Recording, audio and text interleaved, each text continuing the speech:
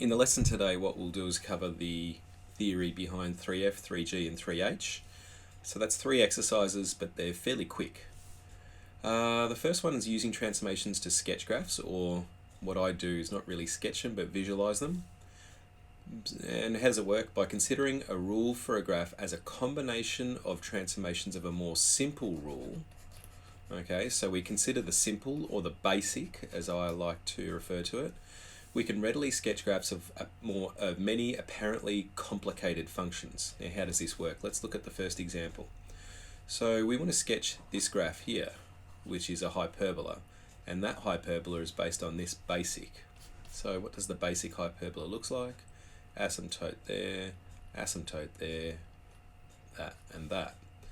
Now what we can do is consider the equation, and I'm going to rewrite it as -4 times 1 over x plus 5 plus 3. Probably overdid it on the brackets there. Now what we can see here is that x is what we call this the single x, okay, because it has a coefficient of 1. And when we get a function looking like this, we can quite quickly read off the transformations. So this negative sign means reflection in the x-axis. This 4 means dilation factor 4 from the x-axis. This means translation 5 units to the left. This means translation 3 units up. Now, how does all of this help us sketch it? Well, if I imagine what's going to happen, I'm going to draw my asymptote first of all. So it's x equals -5. So we've got a vertical asymptote there. Now I've got a thing that will do this. Let's go red for an asymptote. It doesn't have to be red, I'm just trying to make it stand out. So there's my vertical asymptote at x take 5, and my horizontal asymptote at 3. So there's 1, 2, 3. So along this line here. Right, we've got to label these asymptotes. So this one is x equals -5, and this is y equals 3. Right, now what's going to happen is this negative sign will reflect in the x-axis. So the standard hyperbola we saw look like this. So it's going to look like this. Now what that means is, and I'm just going to draw a rough guide to it now, is it's going to look like that and like that, which means I know I'm going to get an X-Intercept and a Y-Intercept roughly there, and I'm not going to get one up here. Alright, so at this point what I do is I find out what the X-Intercept is by letting y equal 0. So I'm going to go 0 equals -4 over x plus 5 plus 3. That's -3 brackets x plus 5 -4. Alright, so I've subtracted 3 and multiplied by x plus 5. -3x take 15 equals -4. Add 15, so we're at, what's that, 11. X equals -11 on 3, and that's -3 2/3.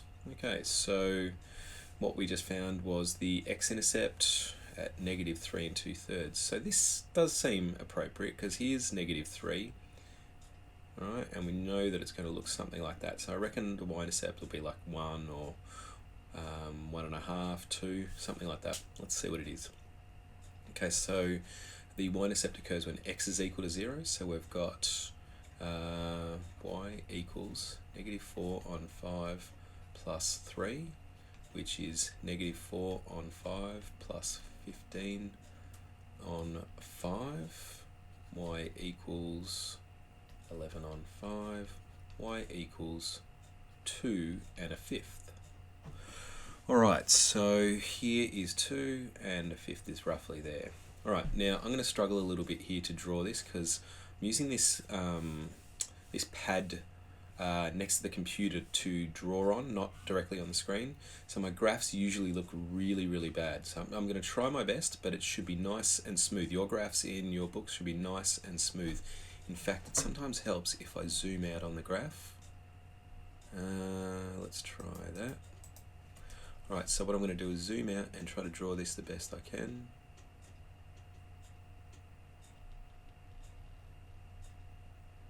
That's not the best effort.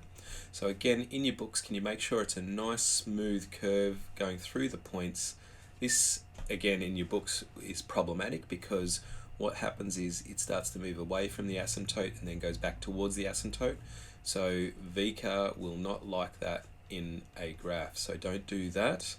What else? Oh, look, this is sort of jaggy there, so I'm just pointing out all the things that are wrong with mine, but again, I'm going to claim that I can't do it properly because of the equipment that I've got.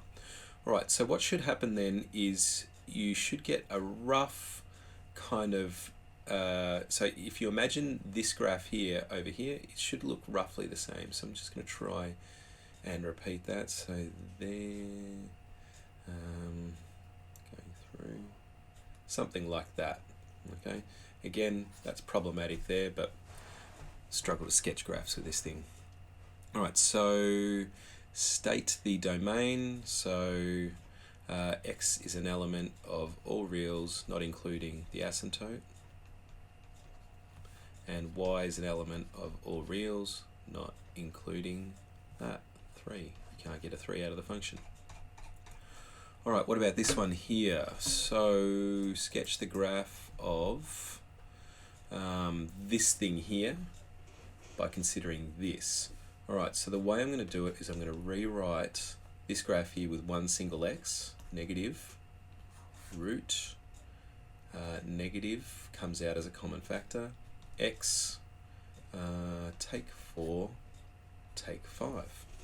Okay, so now we can apply this thing we call Dr. T. Okay, so we get a coefficient of 1 here, and we can read off the transformations in this order, which is dilations, reflections, and translations. So it has been reflected in the x, reflected in the y. There is no dilations from x nor dilations from y, and translated 4 units to the right and 5 units down. Okay, so the standard root x function looks like that. So when it's reflected in the x, it's going to go like that. When it's reflected in the y, it's going to go like that. And then what's going to happen is it's going to move 4 units to the right. Okay, so it's going to go to there, and then it's going to move 5 units down. Okay, so it's going to be something like that.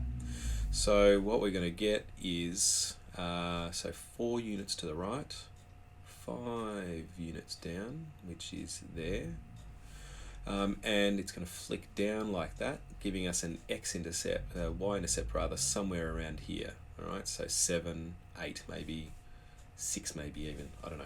Right, so let's do it. So I'm not going to bother with a X-intercept. I'm only going to bother with a Y-intercept.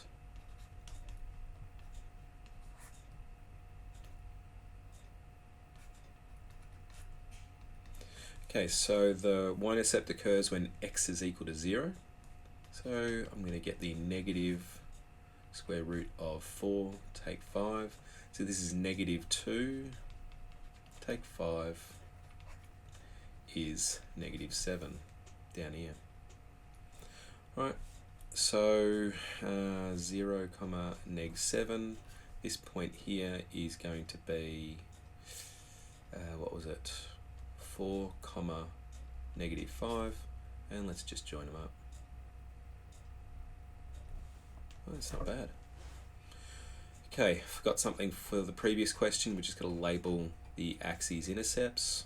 So this one here is 0, what was it? 11 on 5. And this one here was when x was negative 11 on 3, y was 0. Okay, so that is almost the exercise.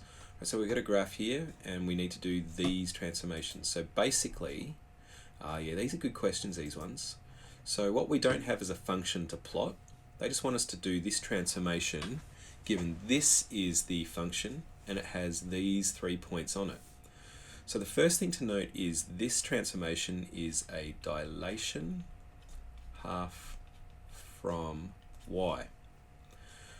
Okay, so what do dilations by a factor of half from y do? So dilations from y change the x value, and what they do is they're going to change it by this factor, by factor half. So this x value here is currently -6. It's going to go to -3, 0. This one here is at 0, -8, and when I half 0, I end up with nothing. So this one here, after this transformation, is going to still be at exactly this point here. This one here, when I half the x value, it's going to turn into 5. So I'm just going to go roughly half the distance. So it's going to be 5, -10. Right, let's join up those points. Right, and there it is. Alright, so that is that one there. So I'm going to do that one in black. Right, let's change pen color so we can see our next function. What color? Choices. Let's go red. Okay, this one here is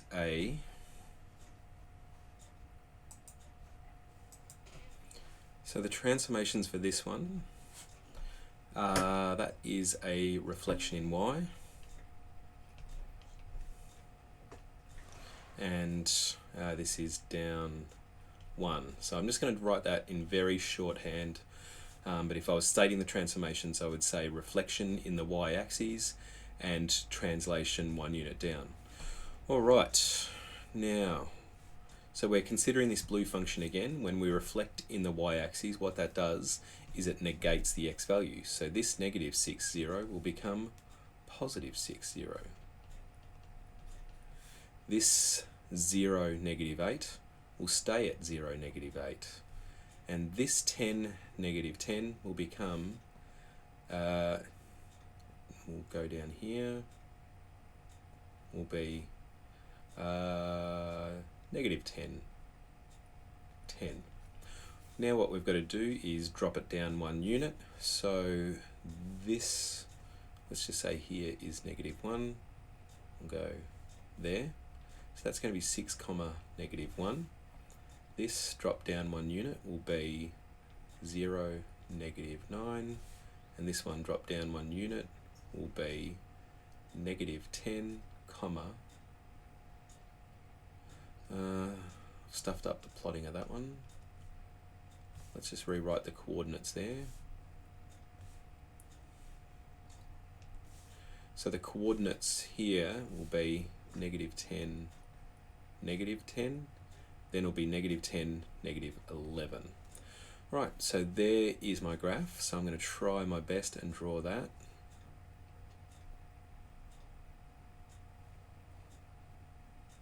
All right. And finally this one here. So this is a dilation, half from x. This is a reflection in the x-axis. And this is a translation up 4. Alright, so let's grab a different color, maybe green. And we'll do the dilation half from x. So dilations from x change the y values. Alright, so this one here currently has -6, 0, so the y value is 0. So if we multiply 0 by half, it's still 0. When we reflect in the x-axis, it stays exactly there because it's on the x-axis. We're going to go 4 units up. Right, so by the scale, that's roughly -8 there. So we'll say that -4 is there. So that point after the transformations ends up there. All right. Okay, let's do the next point. So this is 0, -8. It gets dilated by a factor of half from x, so it changes the y, so it's going to go to -4. Reflected in the x-axis means it goes to +4. That's good, +4 and +8. And then it goes up 4 units, so it's going to end up here.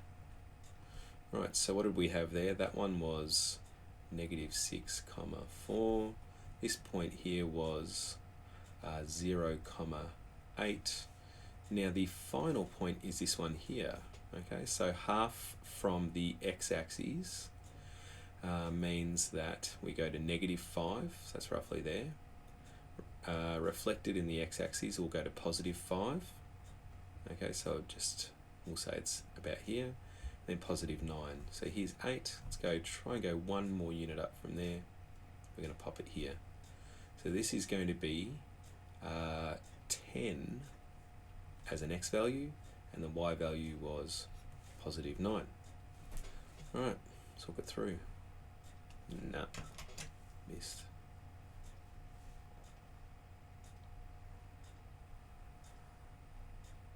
There we go. That'll do nicely. Alright, so a really good skill to develop that one there. Alright, in this next section, what we'll look at is transformations of power functions with a positive index. So let's bump up the page size again, and just recall that if we have an odd index, okay, so if this n value is an odd integer, then what we get is like a cubic looking function. If it's even, 2, 4, 6, 8, etc., we get a function that looks kind of like a parabola. Alright, so let's have a look at this one. So we've got odd, so power 5. So this means that this is cubic looking. And cubic looking graphs look like that. Negative sign out the front means it's going to be reflected in the x-axis 2 units across and 4 units down. So it's going to look, something like this. Right? X-intercept, Y-intercept. Now what do they want us to do here? They want us to get the coordinates at the stationary point of inflection. Sure. X-intercept, not the Y-intercept because it'll be really big or really high, and state the domain and range. Okay, so let's go for it. So 2 units across and 4 units down. So there's the inflection point to -4. So it's going to sort of swing down like this, through a value down here, and continue down. So I'm going to attempt to draw it. So imagine it coming like really high. What's it going to be? -32, 90, roughly 90. It's going to come down from. Come down from 90. So let's start drawing it from here, coming down, inflecting. That's pretty bad. Let's try again.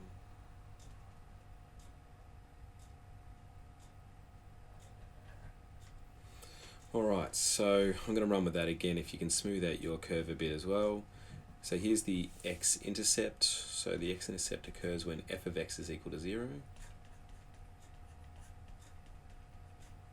Add 4 divided by 3. Fifth root both sides and add 2. So x is equal to -4 on 3, fifth rooted, plus 2. And that's our X-intercept, whatever that value is. It's going to be roughly -1,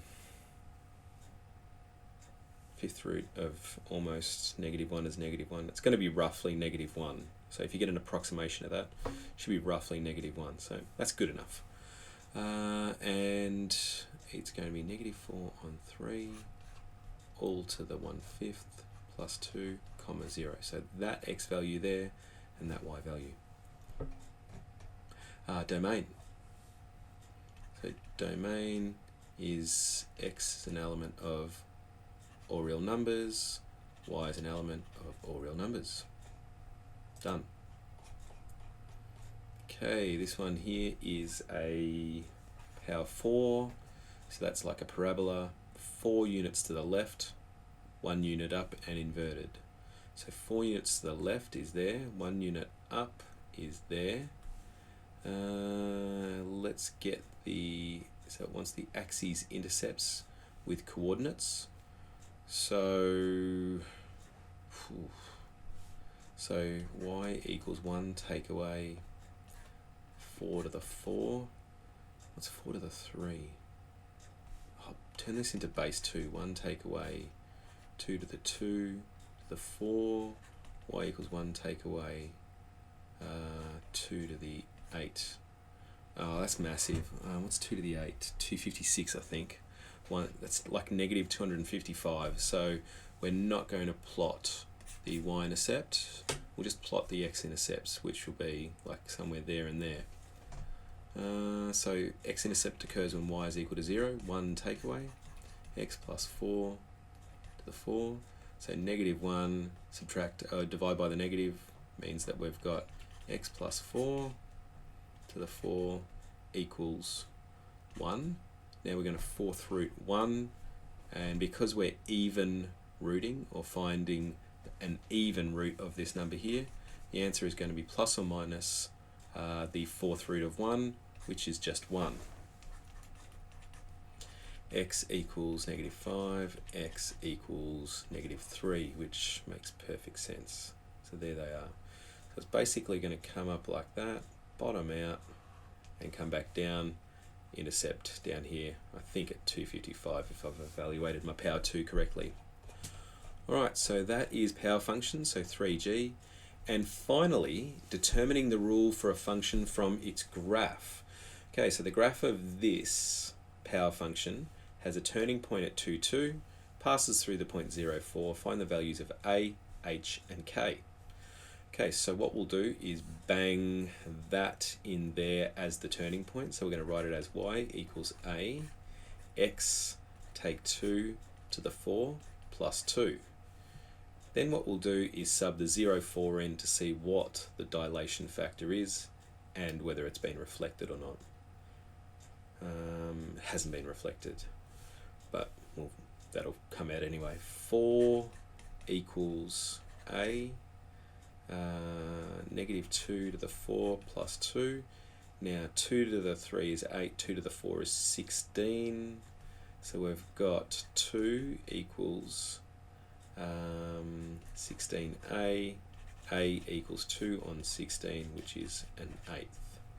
So a equals 1/8, b equals, no not b, h equals 2, and k is 2. Done. Right, so the key to this question here, some students will sub 2, 2 in for x and y and 0, 4 in for x and y, and then try to solve it simultaneously. But you've got to recognize that the point that they give you is a special point and use that turning point form to its full effect, I suppose. Alright, the points 2, 1 and 10, 6 lie on this curve, so we want to find out what a and b are. So let's pop the first point in, so y is 1, x is 2, 2 take away 1 is 1, 1 square rooted is 1. So this is just leaving us with a plus b. Alright, so that into there produces this equation here, and you can see that this is going to be a simultaneous equations problem. So 6 goes on for y, 10 take away 1 is 9, rooted is 3, 3a plus b.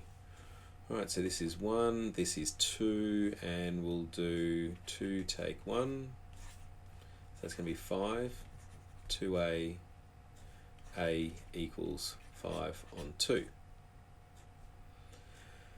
Okay, and then what we'll do is pop that into this one, so 1 equals 5 on 2 plus b, b is equal to 2 on 2, take away 5 on 2, b is equal to negative 3 on 2.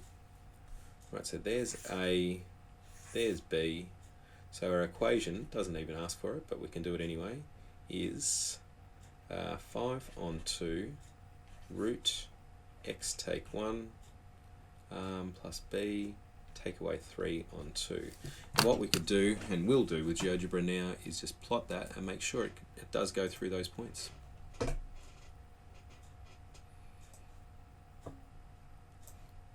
so y equals 5 on 2 times square root x take 1 take 3 on 2. Alright, so it proposes that there's a point 2, 1 on the line, so there it is there, 2, 1. Just going to plot that for effect. 2, 1, bang, it's on the line, and 10, 6 should also be on the line. Alright, so let's scroll across, build up the tension a bit, here we go, 10, 6, 10, 6, there it is on the line. So, no, I'm right, okay. Right, and there's the questions there. 3H, those ones. Good luck with it, guys. Let me know if I can help.